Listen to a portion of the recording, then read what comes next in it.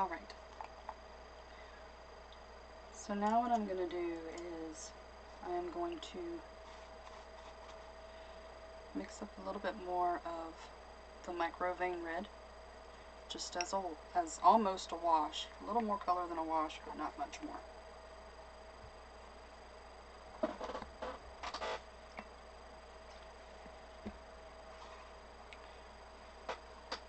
So this is what it's basically going to look like. Because again, I want to be using all of the paint that's going to be rolling down, and I'm going to be modeling.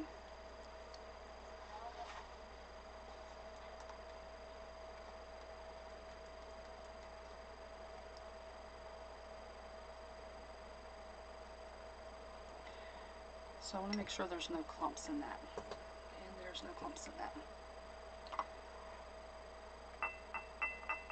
I decided to add a little bit of pink modeling to the Serenity kit.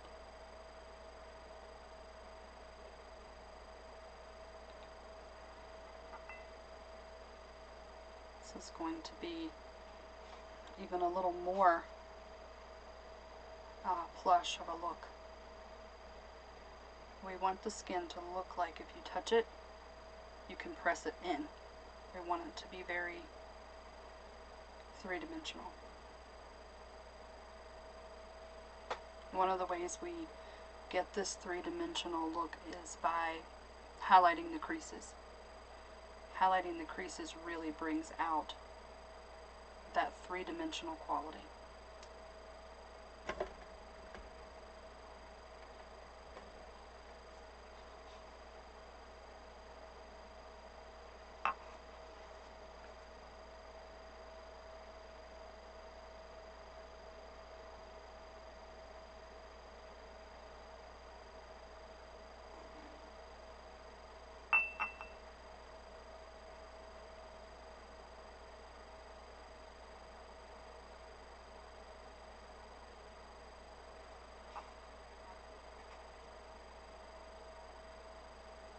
Okay.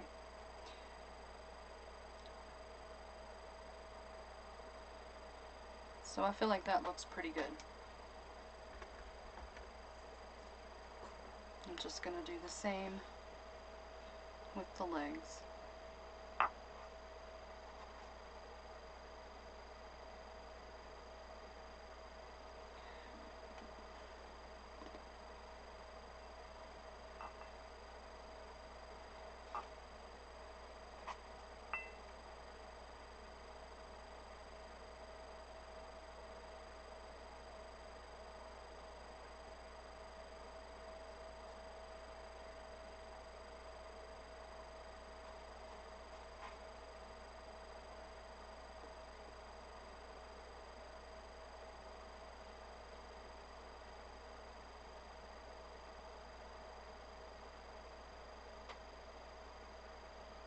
So this is what this layer looks like.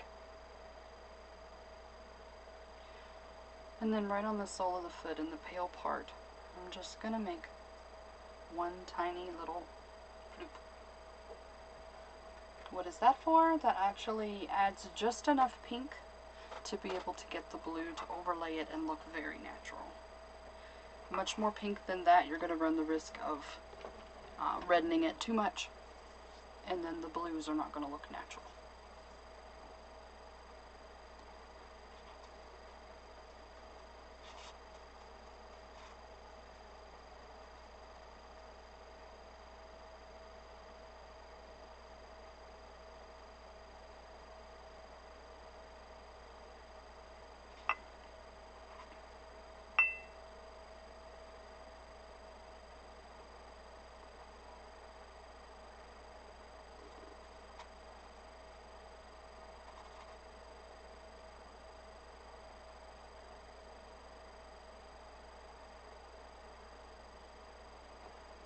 Again on this foot, I'm going to just put it right there on that white part and then pull away. This is going to add just enough color.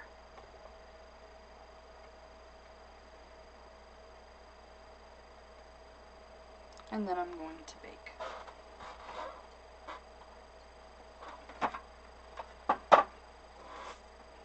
So my lamb has baked. She's nice and done. She is not still hot. She's a little bit cool. So she's ready to be worked on again.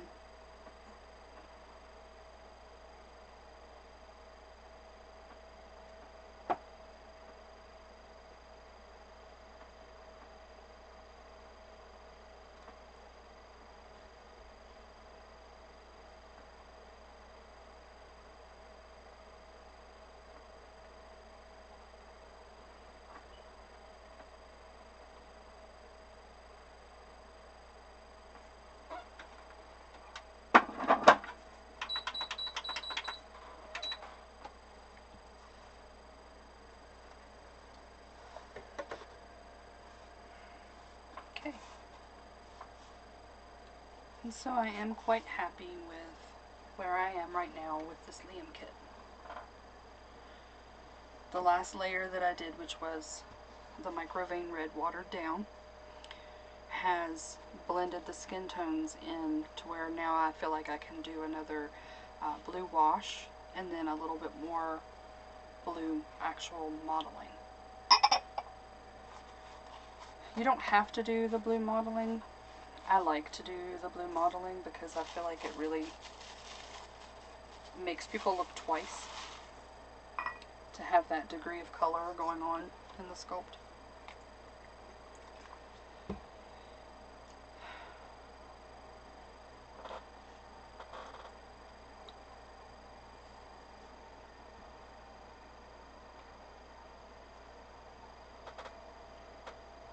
So this is blue that I've had mixed for a little while. I usually just cover it with plastic and then just water it down.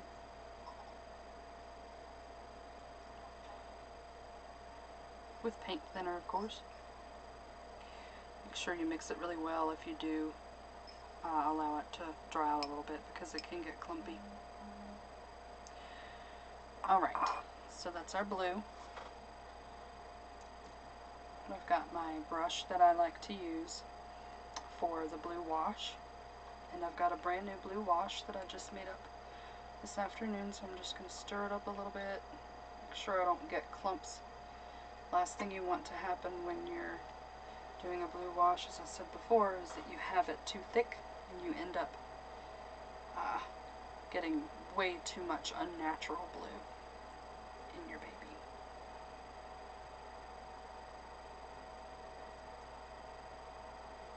I think this is going to work just fine.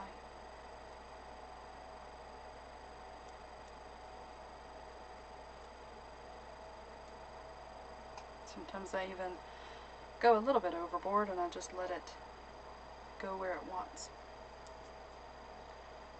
And then I'll flip the head upright, and then you've got some of these little runs that will start doing a vein pattern for you, and you don't even have to do anything with it.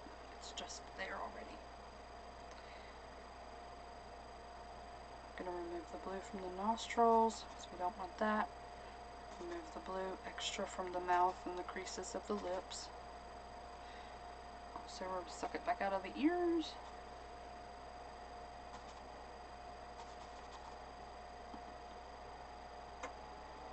And there we are. So I don't want to pull out the blue that I have that's crept into these corners of the eye.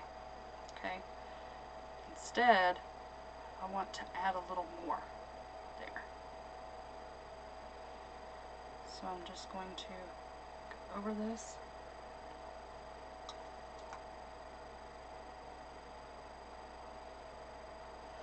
And then just pull out the extra paint.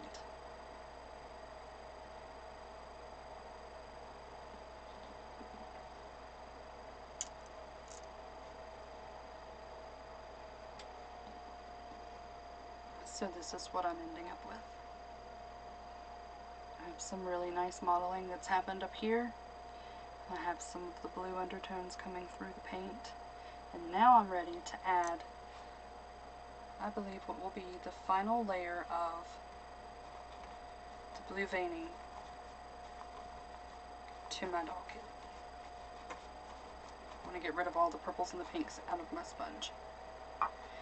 Now this is kind of watery. This is running pretty thin. And that's okay, because I would rather have it for her skin tone be a little too subtle than to be way too powerful.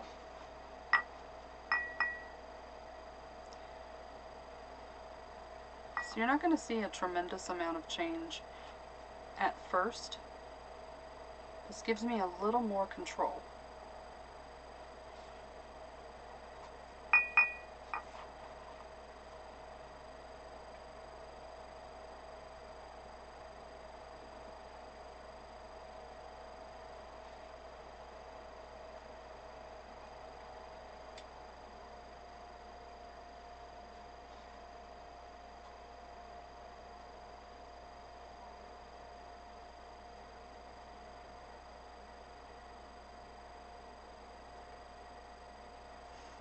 So I put a little bit of the blue down here on the cheeks, but then I'm going to pull that away again. And I'm just going to leave a couple of little tiny traces of the blue here so that it looks like she's got just a couple of little veins showing through there at the ear. It's a really nice effect to get. And then I'm going to go over with just a little bit thicker paint. I'm going to do up here, all along this forehead.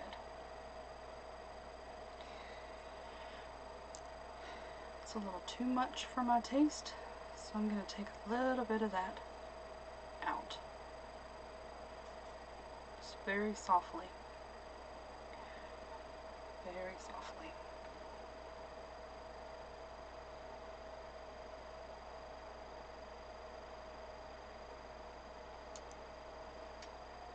I'm just going to keep working with it until I get the effect that I'm looking for.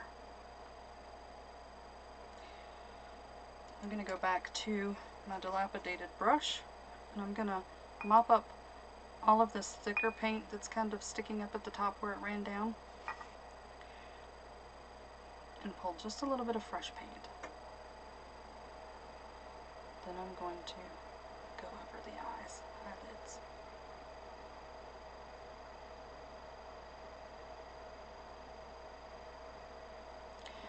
So this can look like your baby has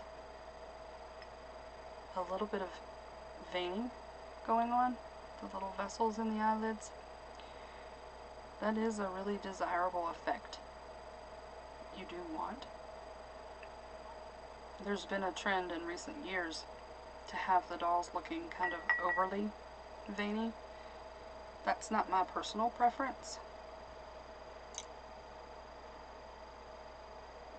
but definitely you want some.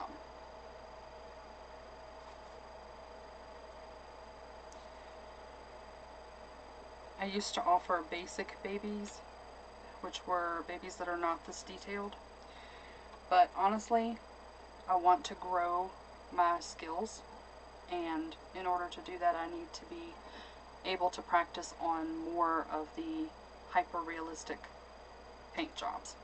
So if anyone was wondering why I've changed that, that's why. Because I want to have more practice with the hyper-realistic paints. So then I'm going to just pull a foot here, and it's already dry as you can see. I'm going to use my dilapidated brush, catch a little bitty bit, and then I'm just going to squish it on here like this. Now you can absolutely blend that down with your dry brush. I particularly like to do that around the edges because I don't want like a blue line. So if you can see that, you can see that there's just a nice hinting of blue there. Nothing too dark.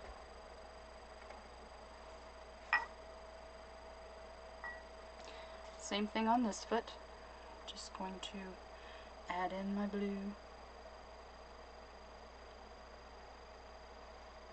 Sometimes I will actually use the darker blue, but because this baby has such thin skin and she's so fair, I really don't want to use the dark blue because I feel like that would overpower this pale part. And I don't want that to happen. Then I'm going to do the palms of the hands. Just a little dollop right there. So if you can see that.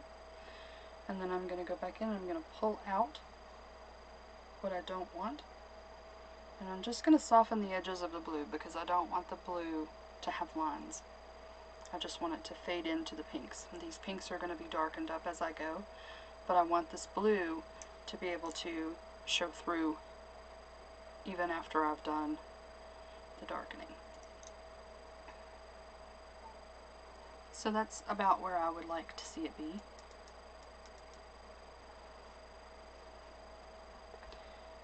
And then her last little hand, again with the dilapidated brush, pulling a little bit of that blue paint up out of there. I'm just going to go right in here, just over the palm of the hand where I've kept it kind of pale. And cover that pretty good.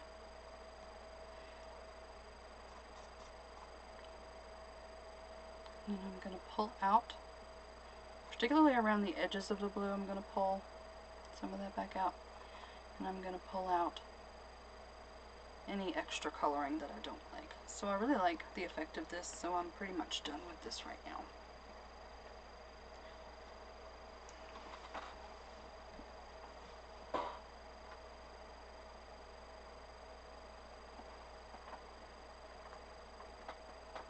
And I'm going to go back to my foot. I'm going to stir up my blue wash again. Just going to paint on a layer of that blue wash.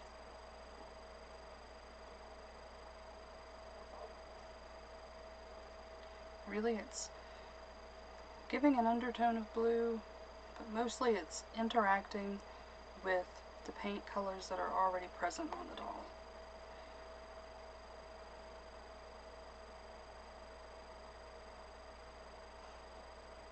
And I'm going to hang that one to dry.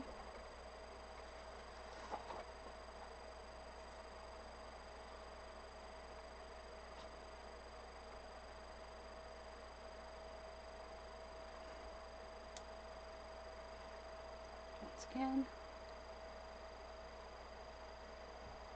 just going to add this blue wash everywhere.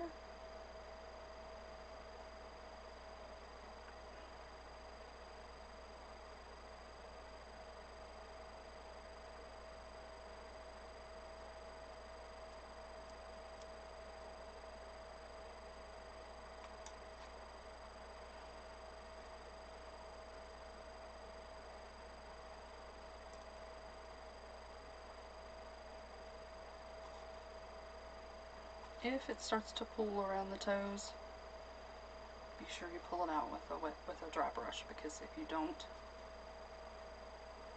then you're going to keep that blue tint. And a little bit of blue is just fine, but too much blue can really ruin it. So I'm going to hang that one up, and I'm going to look again at my first leg. I'm going to pull out all this extra blue paint that's coming down out of there. And I'm okay with that the way that it is. It's not pooling in a way that I feel like it's going to dry to something that looks unrealistic. Then I'm going to go to the arms. I'm not going to go to the tips of the fingers with this. Instead, what I'm going to do is I'm going to tilt it forward, and I'm going to stop at this last knuckle here. Because I want this part to look a little bit blue, not overly blue, but I don't want to take a chance on getting any blue coloring out onto the tips. So for the arms,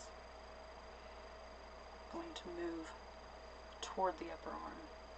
My paint's going to run toward the hole in the limb.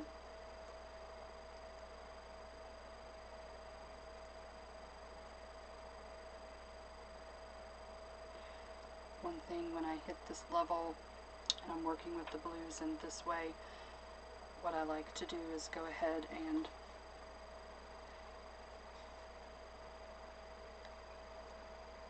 put in place a little bit of blue veining up the arm. And you can see that that's pretty spotty. But you can tone it down and make it look much more realistic just by using the corner bristles, just the corner edges of the brush, the dry brush. And you can see that it looks like I have veins that move in different directions all the way up the arm. I really like that effect. And I'm going to let that start to flash off. Again, I'm always looking back up at the hanger for any paint that's pooling or dripping. I'm going to just soak it out with one of my sponges. The last hand here, again, I'm not going to get the blue up on the tips of the fingers. I'm going to start at the second knuckle and move back.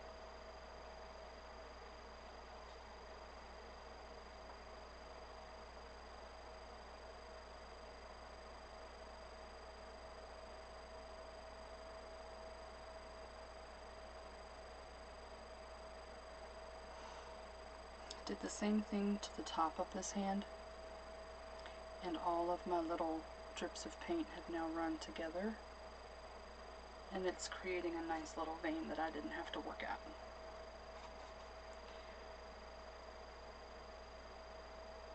Pull out any of the extra blues there, and this limb is completely done. So that's going to need to flash off for a few minutes. And in the meantime, I'm going to pull Serenity out of the oven. Oh, look first. Okay, so this is what I mean about watching your drips, because we have a nice little pool going there. It's not a catastrophe though, because I want to use this little thick piece of paint. So I'm going to push the vein in that direction. I'm going to fade it out at the top here. I'm just going to leave a little bit of a hint of a vein there. Just a little tiny hint of a vein. And then I'm going to take one of these thicker brushes. I'm going to put it next to that vein. Not over it, but right next to it, because I just want to pull out the extra liquid. I don't want to undo that pretty natural vein that just popped up there.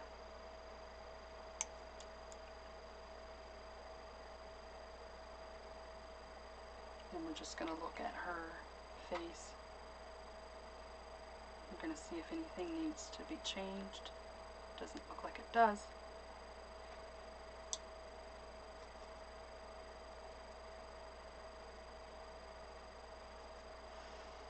So I'm going to continue to let her flash. Serenity is now out of the oven.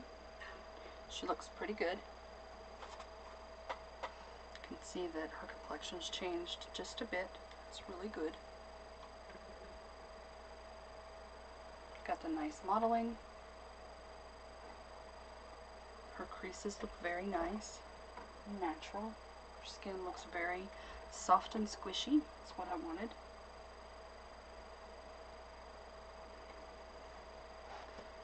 And so now, what I'm going to be waiting for is for Serenity to cool down so that I can do anything extra that I want to do with her, which right now she looks like she's probably going to get this lighter blue wash, not the dark blue wash, but a light blue wash. And that's going to help to give it even more dimension. because I don't want it to be the dark blue because that looks a little too heavy. So I'm going to go with the lighter blue. I'm going to create a wash, and then I'm going to apply that in just a little bit. Right now, I'm kind of at a standstill because Liam has not flashed completely, and I don't want to put her in the oven until she has. Sometimes I put them in just a little bit damp, but if you're not really careful with that, what can happen is as the paint starts to flash off in the oven where it's hot, it's going to dry into lines, and those lines can look very strange.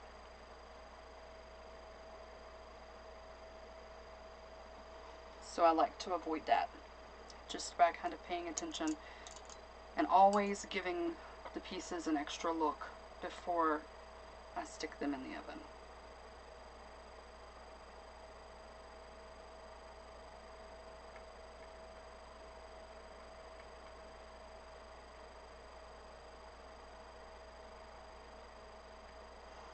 I like to take the time to fade out anything that looks like something that I'm not going to want after the bake.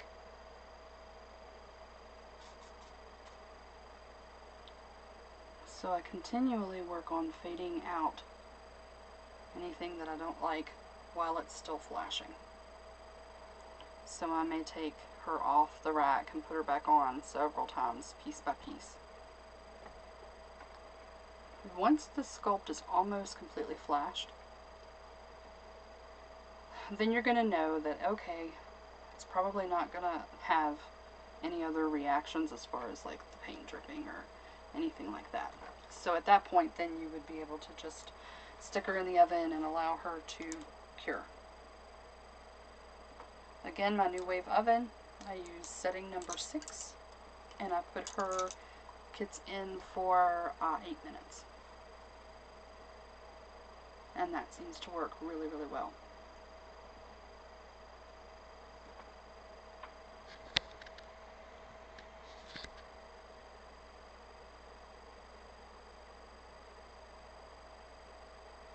I'm still trying to get this camera right, so I'm sorry if it's kind of wonky.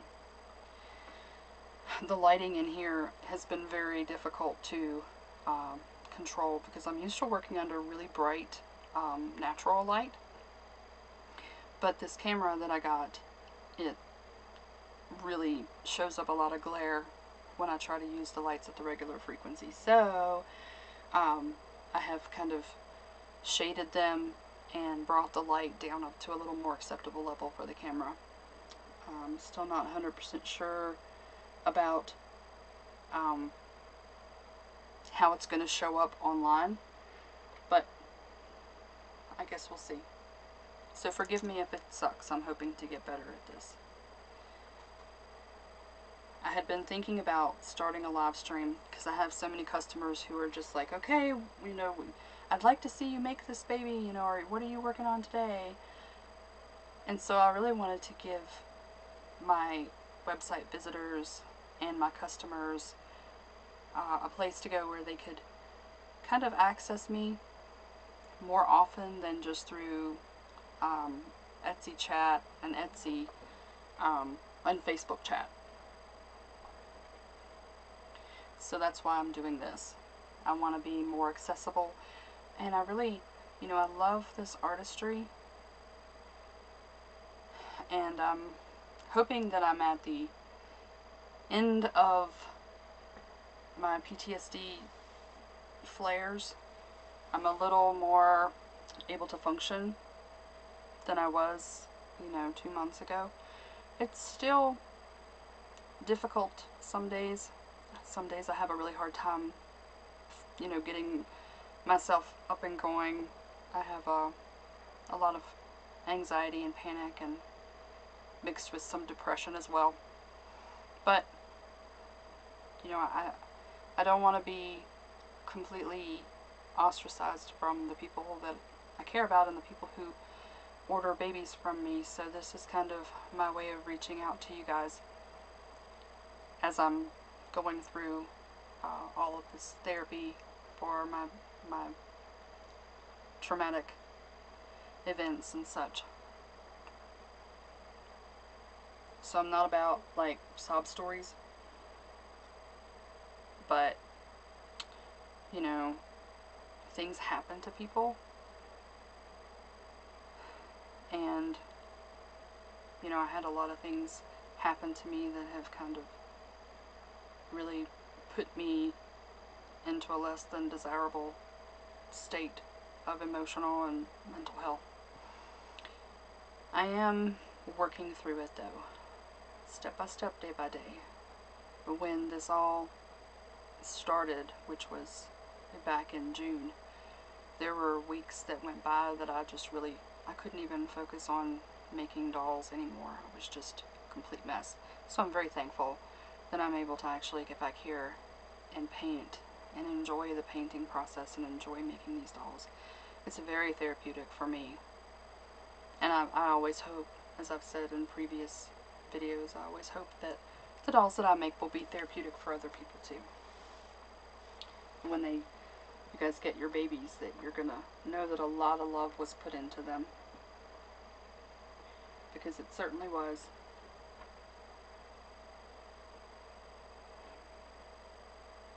So I'm gonna put this lamb in. She's flashed enough now. I'm pretty confident that her coloring is going to stay just fine. She's not going to have puddles or creases that end up blue, anything like that.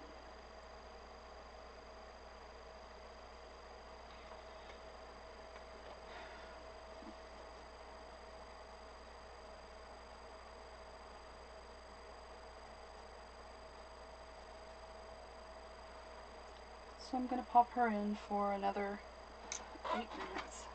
I think this is about all that I'm going to have time to really show you guys today, so I'm going to be ending this live stream in just a few minutes. I do want to thank you for joining me and hanging out with me while I work. As always, I think the chat feature is enabled now. As far as I know, I enabled it. I tried. So you'd be able to like leave comments and ask questions and things that way. Also, if it's not active, if I goofed in some way, then absolutely just send me an email, littleblessingsboutiquedolls@outlook.com. Thank you again so much for being here. I really appreciate your support, and I look forward to broadcasting to you again probably tomorrow. Thanks, guys.